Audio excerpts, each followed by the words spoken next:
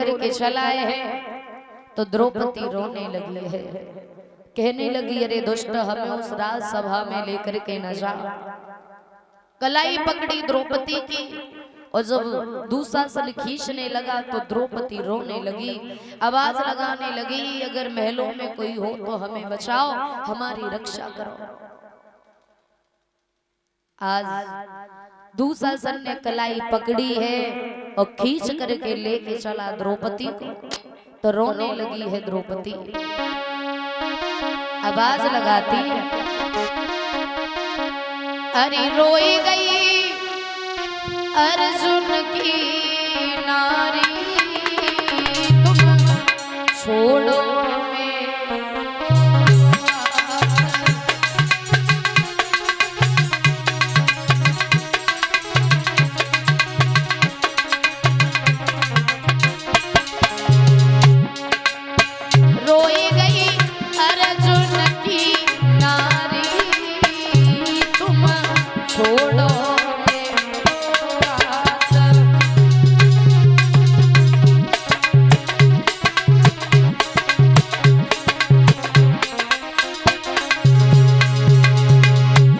अरे छोड़ो मेरी अरे नरम कलैया,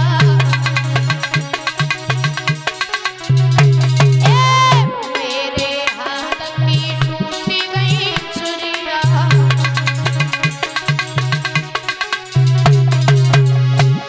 अरे रोई रोई मेरी दुखी गई अखियां, कछु सोचो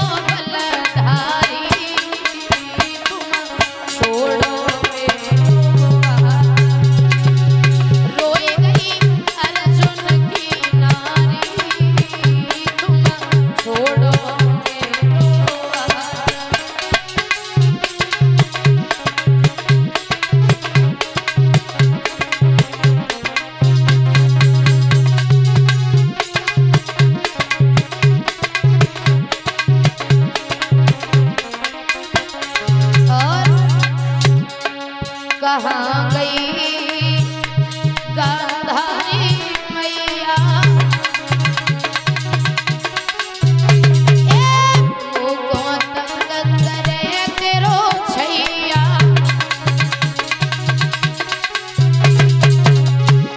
अरे आई बचाई ले और कुंती मैया, जकी बुद्धि गई मारी, छोड़ो रोई गई अर्जुन की नारी, तुम छोड़ो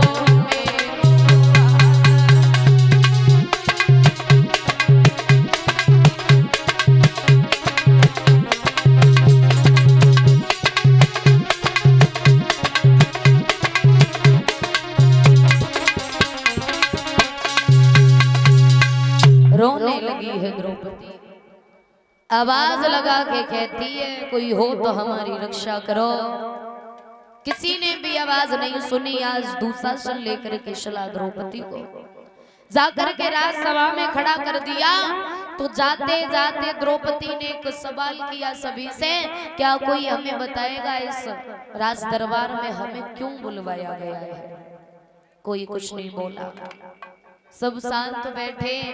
आगे बढ़ के द्रौपदी ने देखा कि मेरे पांचों पति बैठे हैं पर नीचे को गर्दन किए बैठे, कोई किसी से कुछ नहीं कह रहा है, सभी के चेहरे उतरे हुए हैं। तब तक दुर्योधन उठ के खड़ा हो गया और एक बात कही, सुनो द्रौपदी, अरे हमने तुम्हें बुलवाया है तो हम ही बताएंगे क्यों बुलवाया है। द्रौपदी बोली कहो क्या बात है, अरे ऐसा कौन सा काम पड़ गया जो तुमने हमें इस राज दरबार में बुलवा लिया। दुशासन कहने लगा कोई खास नहीं, पर द्रौपदी उस दिन को मैं भूल नहीं पा रहा हूँ जब मैं तुम्हारे महलों में गया था और गलती से मैं पानी से भरे हुए गड्ढे में गिर गया तो तुम ताली बजा के हंसी थी और एक बात कही थी कि अंधे का पुत्र अंधा पैदा हो गया। याद रहे द्रौपदी, अरे तुमने हमारा अपमान किया वो तो किया, लेकिन साथ में मेरे पिता का भी अपमान किया है। तो द्रौपदी हम तुम्हें नगिन करके अपनी जंघा पर बिठाएंगे, तब हमारा बदला पूरा होगा। तो द्रौपदी का कलेजा कांप गया और द्रौपदी उठ करके खड़ी हुई और एक बात कही, सुनो दुर्योधन, तुम अपने आप को राजा कहते हो, राजा, राजा का महत्व जानते हो क्या होता है? राजा का मतलब जानते हो क्या होता है? अरे राजा वो होता है जो प्रजा को अच्छे से रखे। राजा वो होता है जो कभी किसी के साथ ऐसा ना करे जो कि किसी की आंखों में आंसू आए। लेकिन तुम तो अपने घर की मर्यादा को लुटा रहे हो, तुम अपने आप को राजा कहते हो। और सुनो दुर्योधन, एक बात याद रहे तुम्हें, अबला को कभी अबला मत समझना, यानी स्त्री को कभी निवल मत समझना, क्योंकि स्त्री के अंदर इतनी ताकत होती है, इतनी ताकत होती है औरत के अंदर जो दुनिया के किसी पुरुष में भी नहीं होती होगी। क्योंकि स्त्री के आगे बड़े बड़े राजा महाराजा झुक गए, तुम्हारी औकात का है और तुम अपने आप को राजा कहते हो। एक बात कही द्रौपदी ने, सुनो,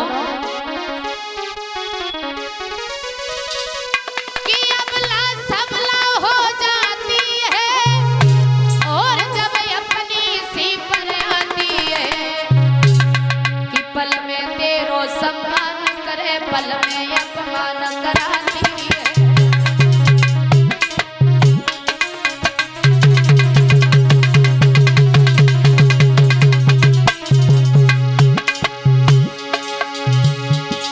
अबला सबला हो जाती है जब अपनी सी पर आती है। पल में तेरो सम्मान करे, पल में अपमान कराती है।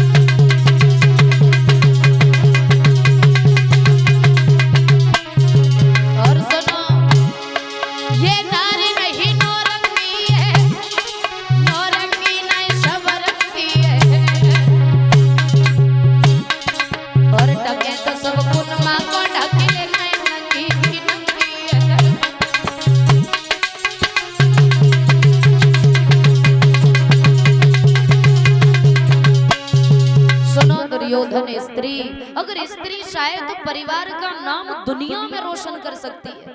अगर स्त्री चाहे तो परिवार को राज सिंहासन पर बिठा सकती है कि किसकी बेटी है उनकी बेटी, किसकी बहू उनकी बहू, कौन इनके पिता कौन है, माँ कौन है, दुनिया के लोग बड़ाइयां करते हैं। अगर स्त्री चाहे तो उस परिवार का नाम दुनिया में फैला सकती है, बहुत अच्छा मान सम्मान कमा सकती है। और अगर स्त्री चाहे तो उस परिवार का नाम मिट्टी में मिला सकती है।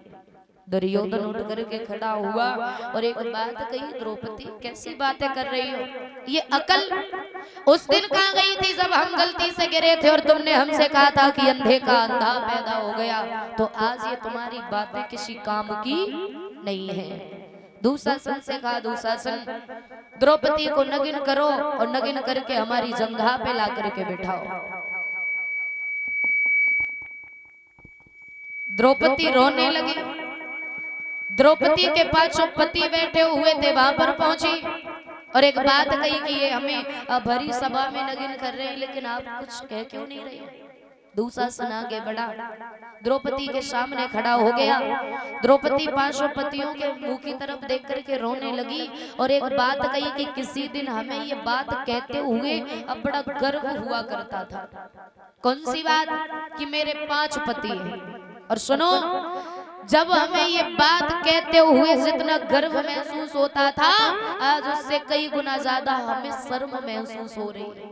क्योंकि वो कहते हैं कि द्रौपदी के 5 पति थे, लेकिन फिर भी भरी सभा में दुशासन ने चीर खींचा।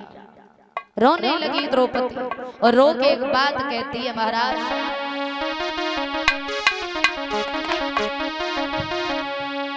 अरे एक पति की नारी पति को जाने लगती प्राण से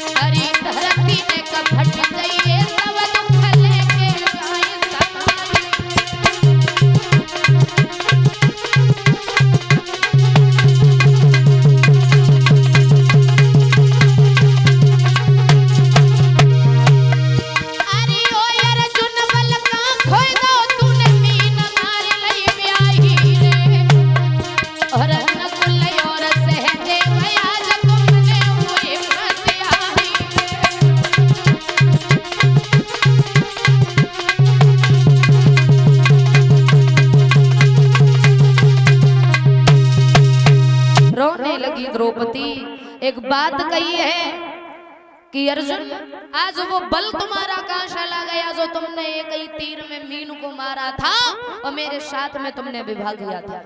नकुल सहदेव आज वो तुम्हारी ताकत हिम्मत कहां गई? जैसे ही कहा तो और ये हमारे बड़े भैया अनमोल यादव जी की तरफ से 100 पुष्पेंद्र भैया जी की